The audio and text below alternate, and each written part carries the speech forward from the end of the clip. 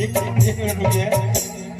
मैंने चाची लोग तो एक्टिंग कर दो, मुझे बहुत अच्छा लगता है तुम जो करते हो कजरा वाला कि आखी कोई दे दीपावली के कजरावा नजरवा न लगे।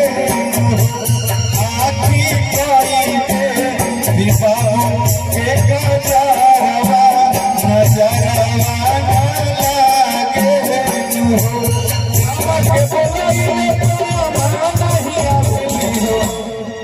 ये कौन है? डांस करो भाई। हाँ इसके साथ करो, हम नहीं कर सकते हैं, मेरे पर पाबंदी लगा है।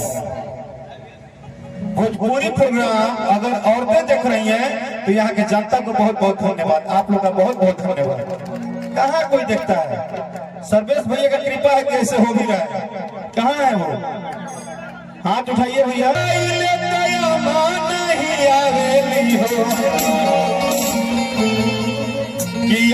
के बोलाइले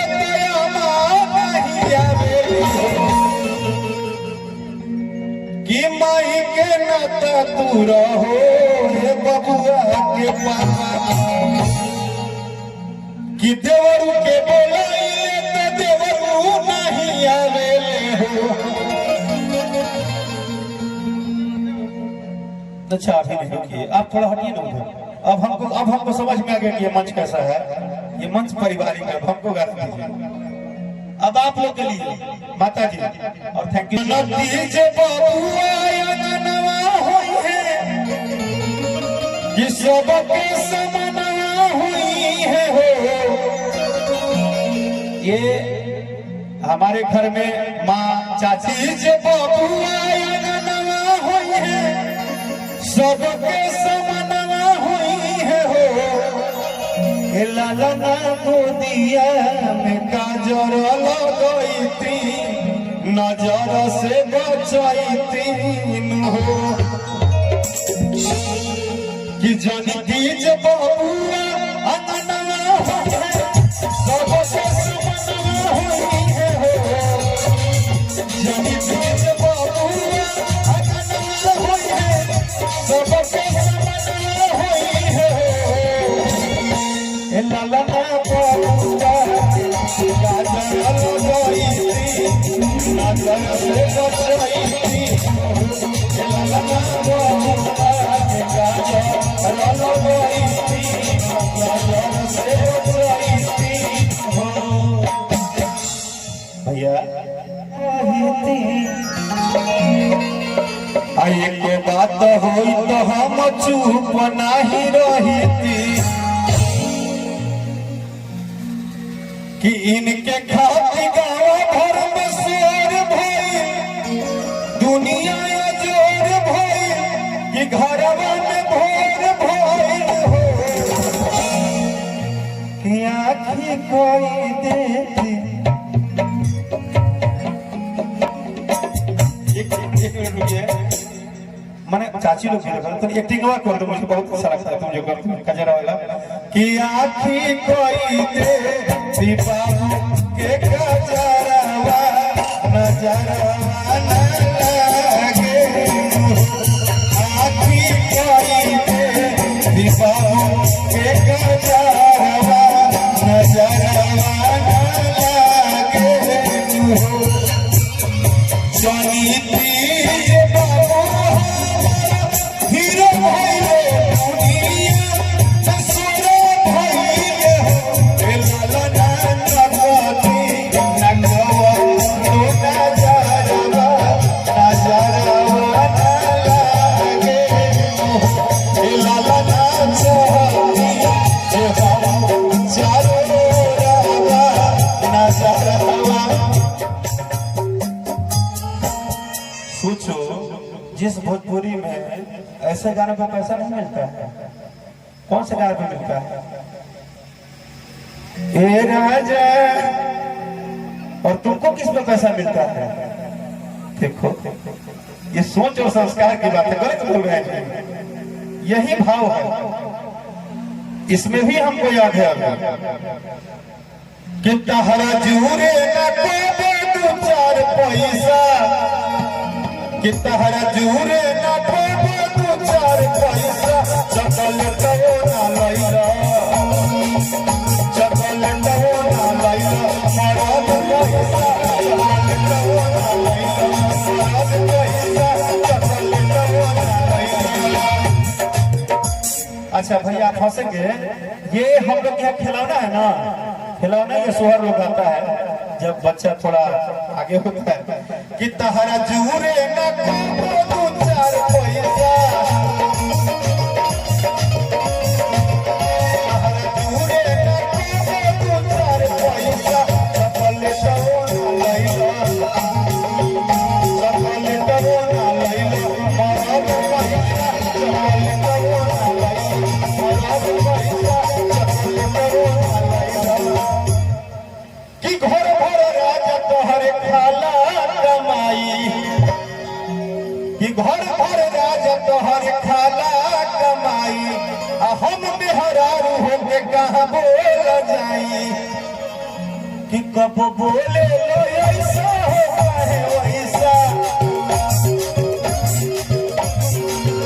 कब बोले लो कहाँ हो ऐसा वैसा चॉकलेट चॉकलेट लैला मरद चॉकलेट ना लैला मरद पैसा। तुम तो धोखेबाज हो वादा करके तुम तो धोखेबाज हो वादा करके भूल जाते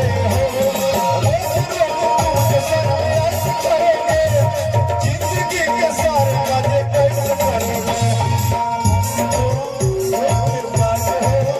अभी बोल दिया हम नहीं भाभी रुको भाई क्या बोला कि तुम तो धोखेबाज हो वादा करके भूल जाते हो तुम तो धोखेबाज हो वादा करके भूल जाते हो। रोज रोज तुम ऐसे करोगे जिंदगी के सारे मजे कैसे करोगे रोज रोज तुम ऐसे करोगे जिंदगी के सारे मजे कैसे करोगे। चालबाज हो वादा करके भूल जाते हो चॉकलेट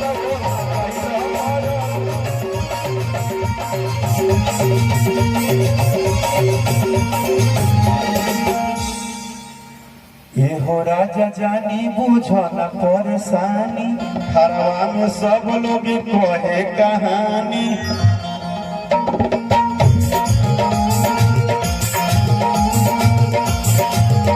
अरे ये हो राजा जानी बूझो न परेशानी खरवा में सब लोग कहे कहानी कि हमारा नैहर में सोर में मरद कैसा। अच्छा भाभी आई है क्या, भौजाई क्या नहीं बड़ी प्रणाम।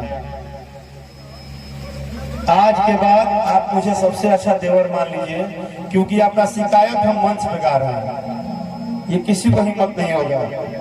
और पहली बार थैंक यू सो मच भगवान के कि भले हई लोग चल गइल बा ताकि हम अपने परिवार में प्रोग्राम करें ना तो ये लोग रही तक कि तनी हो गावा तनी हो गावा। आज हम हाँ पहली बार हमको लग रहा है कि हम माँ बहन और चाची के बीच में यानी कि अपने परिवार में प्रोग्राम में आए हैं। और भाभी आपका हम गा रहा है कि हमारा नैहर में सोर में मरद कैसा कि हमारा नैहर में चले की बात पैसा कि चॉकलेट ना लैला चॉकलेट ना लैला मरद पैसा।